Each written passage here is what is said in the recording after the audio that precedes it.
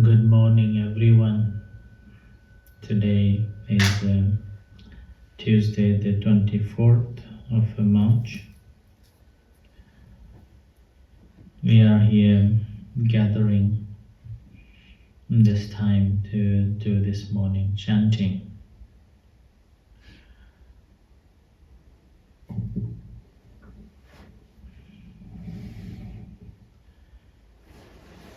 Today, we have a few things, at least two things. So, around 1:30, we will be in Port Layton Academy speaking to students, followed after at 4 o'clock at the City Council Townhouse for the community building meeting.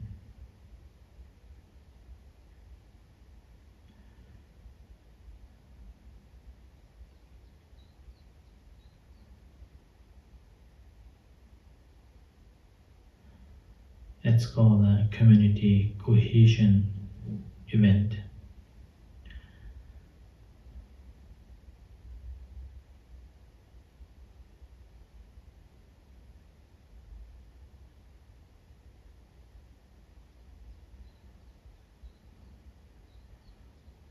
This meeting is the second time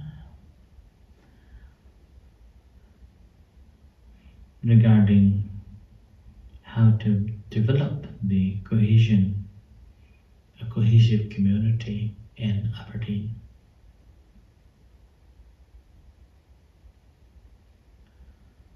In the Port Layton Academy,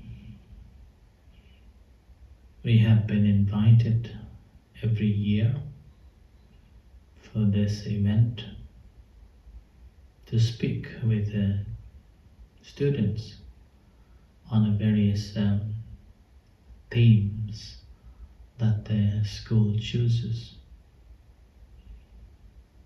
encouraging children to know different faiths and different communities and how they practice, as well as what they think about various topics that they are studying.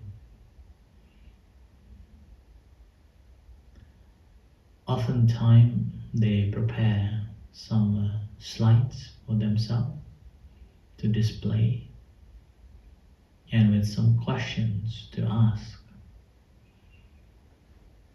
The student will come around and find the answers, or sometimes out of a curiosity they will ask a question or questions on various things. So we normally take some Buddhist items and some books to display, to let them have visual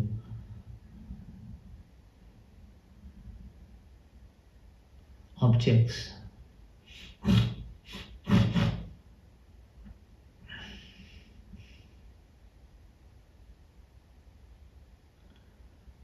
One of the interesting thing in Port Layton Academy is that after the discussion, after the student left, there is a discussion to a group of students on a particular theme. Although it's not a long session,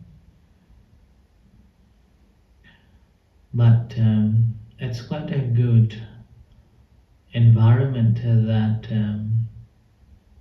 all the faith representatives would have chance to explain on various topics or various questions that the student raise. It really opens up different aspects of religious beliefs and practices.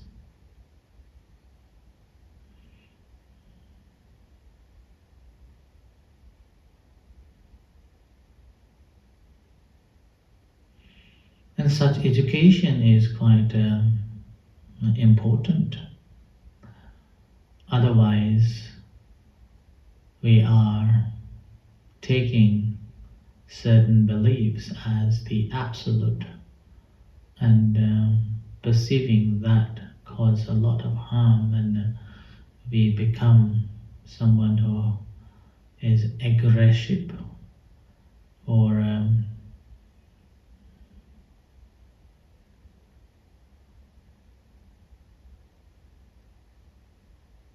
the concept of a me and a them, or I am better, my religion is better and yours not, and so on, like that. Whereas giving these options, giving this information to children, they can think about it. They can ponder that what the religion is about. It's not just about belief, it's not just about rituals, it's not just about which religion you're born to.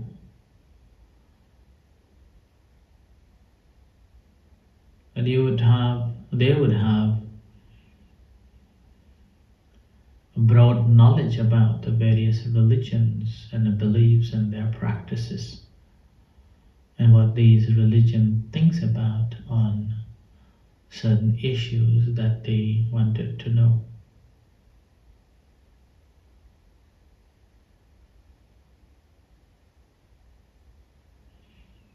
With that knowledge and understanding of other faiths helps to break the boundaries between different religious community.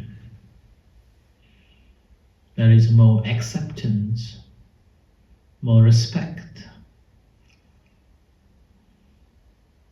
within one another.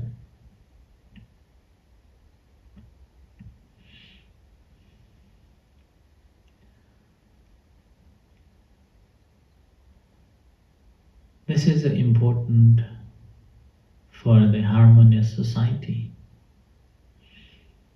And these students, if they have taken seriously and have understood the various teachings from various beliefs and religion, then there won't be any boundaries between one another. It breaks the boundary.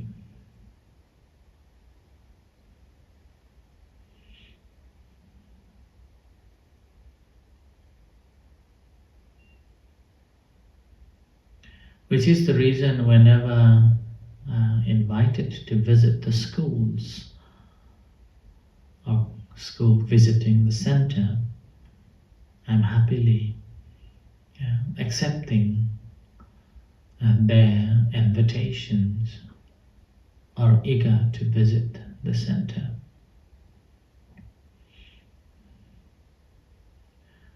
And among the different religions, Buddhism is something very different. Very, very different.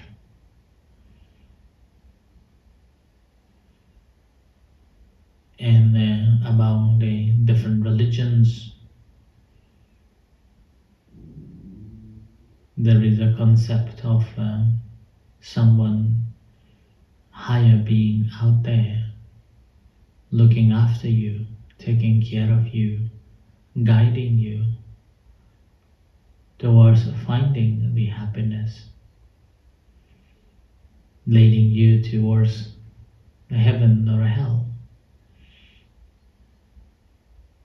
So you rely on someone external who is believed to be more powerful than anyone else, who has got all the powers to maneuver people from one to another place or one from to another destination.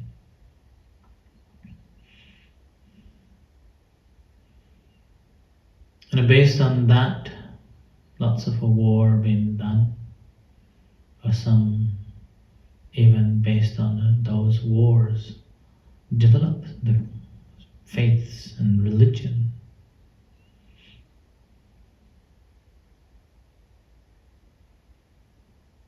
But many faith groups or religion are based on those wars.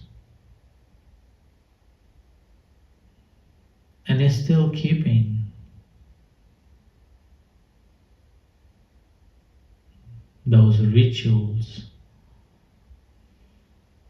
to win the war or to go to the battle.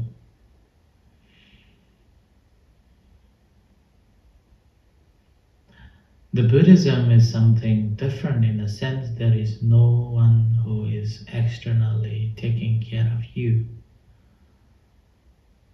External being who looks after you, who change your destiny. This is a fundamental difference. And which is another reason why humans find it very difficult to make it or take it as a religion, because throughout the history we have been told that religion is something out there, and that out there being who is a powerful and one in all, protector, a creator, a destroyer, and such and such. So psychologically we have been conditioned in such a way. As a result, when we study Buddhism, finds very awkward, very different, very bizarre, that it doesn't speak about someone out there who is responsible of our happiness or unhappiness or our destination, our destiny, heaven or hell. It doesn't speak about their power over us. But it speaks about our action that defines. Action done by physically, action done by speech, and even thinking. That defines the happiness or unhappiness, miseries or suffering, heaven or hell. So when we speak about it, lots of people think that it sounds good, but not a religion.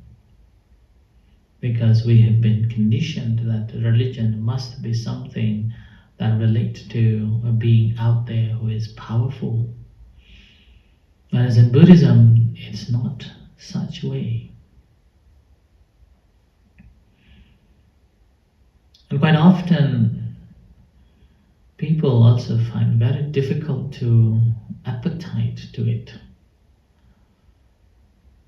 Can't comprehend without so-called higher being is called a religion.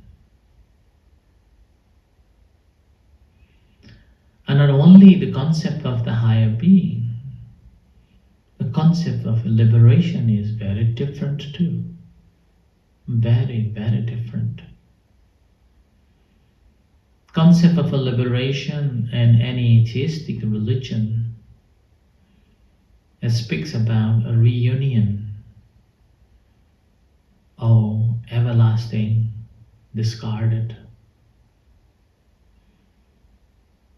So the fear has been planted,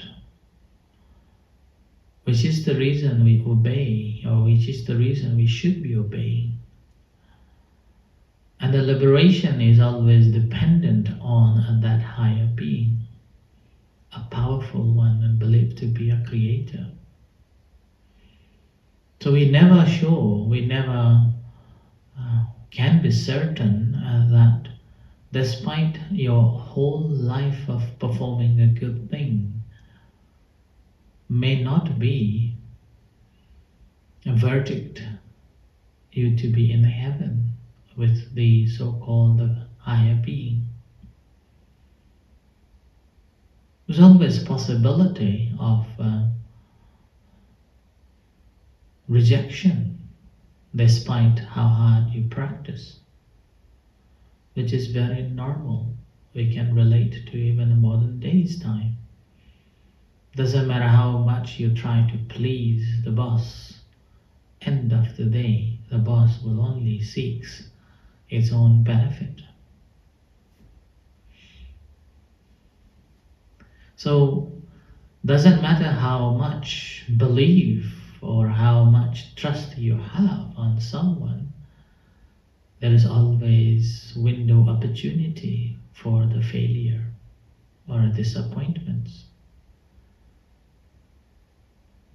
It's like a father and a children's relationship, or mother and a children's relationship, or a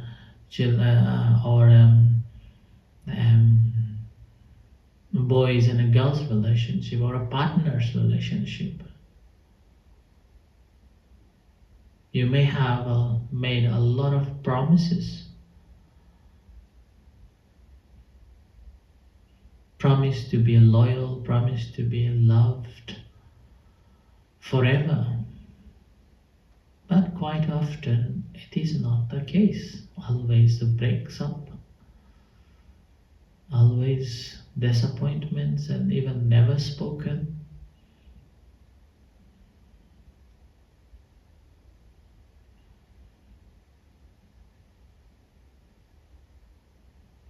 So that's why it's very uncertain. And the liberation itself, as a result, very uncertain. And you cannot rely or you cannot trust. There is no certainty at all.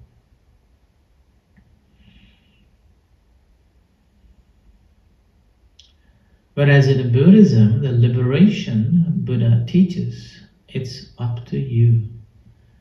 Your action defines your purity of the mind and heart, and that defines, as long as you still have the greed, lust, hatred, resentment, and still things that you have attachment on, then certainly yes, not leading towards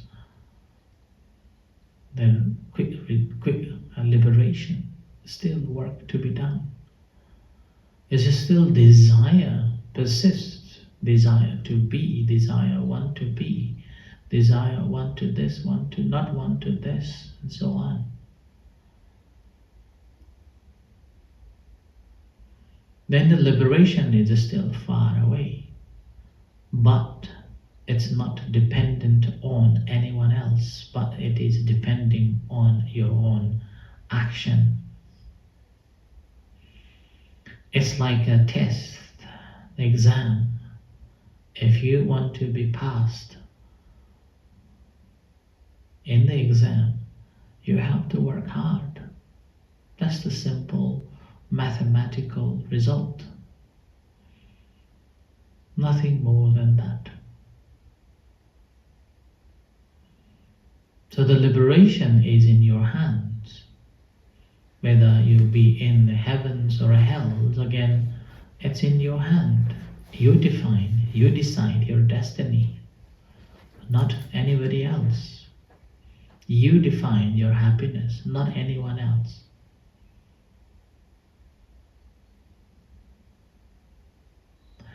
And then further, the fundamental difference is that Buddhism denies the existence after the liberation. After the liberation, according to Buddhist philosophy, there is no rebirth anymore. there is non-existence, which is very scary to hear, because we still have the attachment to be, I am.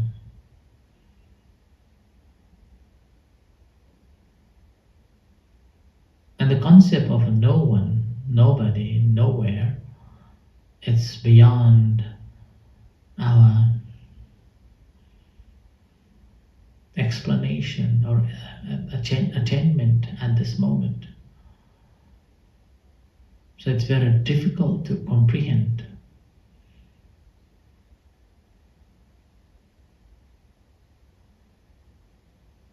It's like a metaphysics. All scientists know, but they still can't find a clue.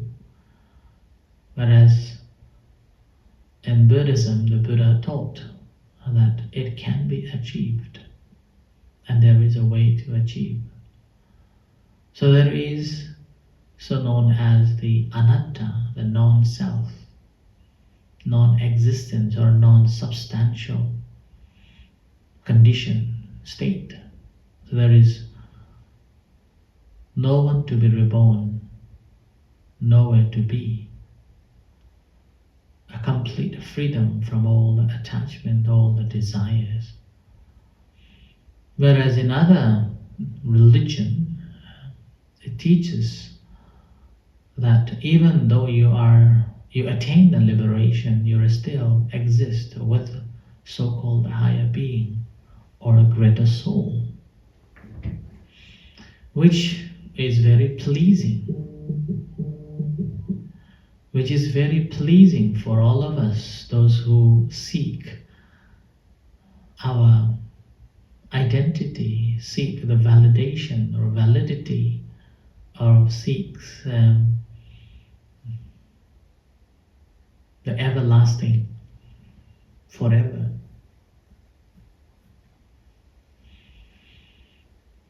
And which is the reason why people are drawn to, despite knowing that that may not be the ultimate, and yet it's so pleasing. As like a politicians, they speak one thing, but the reality is something. But still, someone who speaks to public and speaks the public's language, they are drawn and they will be winning the elections and get the place. And once they are in power, then they can do whatever they like.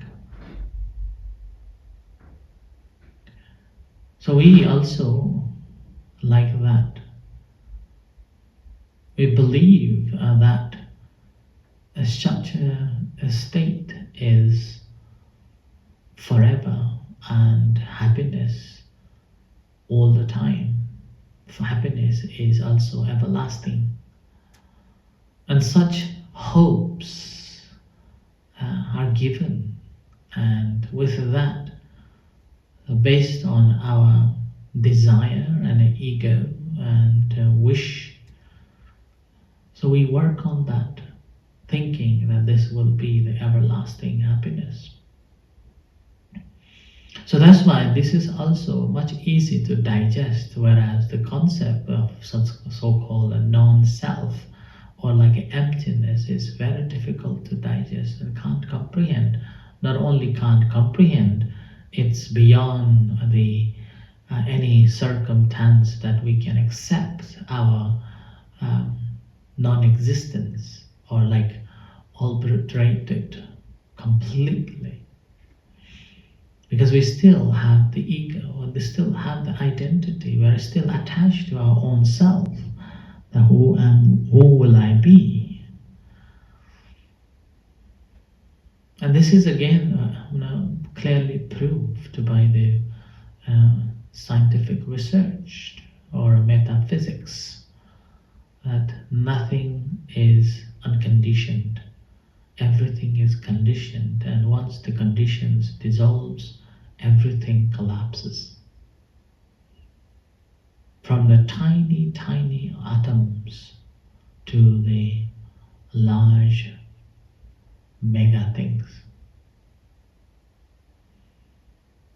And yet it's very difficult to comprehend or accept. So that's why Buddhism is something very difficult to understand, yet very simple. And also, it looks like very simple, humble, and easy. And in the meantime, it's a very difficult to practice. So, which is the reason Buddhism appears to be more peaceful religion, and yet it's very difficult to find the way to gain that peaceful state. So nevertheless, these are some of the activities that schools encourage children to learn about different Buddhism, not in such a depth, at least in terms of the traditions, that they will get some idea about the different religion and open up their understanding. So I offer this as a reflection for today, and may you all be well and happy, and may this be the cause to liberate yourself in near future. Today is Rudy's birthday, so we will be chanting the blessing chanting for her. She is on holiday on the way to Europe now. So wish her a good journey, safe drives, safe journey, and enjoy the 3 weeks of a journey from yesterday. And also with the blessings of the Triple Gem, the Buddha, Dhamma, and the Sangha, may she has good health. Whatever she may have a good wishes that in line with the Dhamma, may that come true. Similarly, this month, Prani's birthday and Jim's birthday. So, and David's birthday too. So we do this chanting, blessing chanting for all 4 of them, for good health and happy and successful life ahead. So with this, let's do the chanting.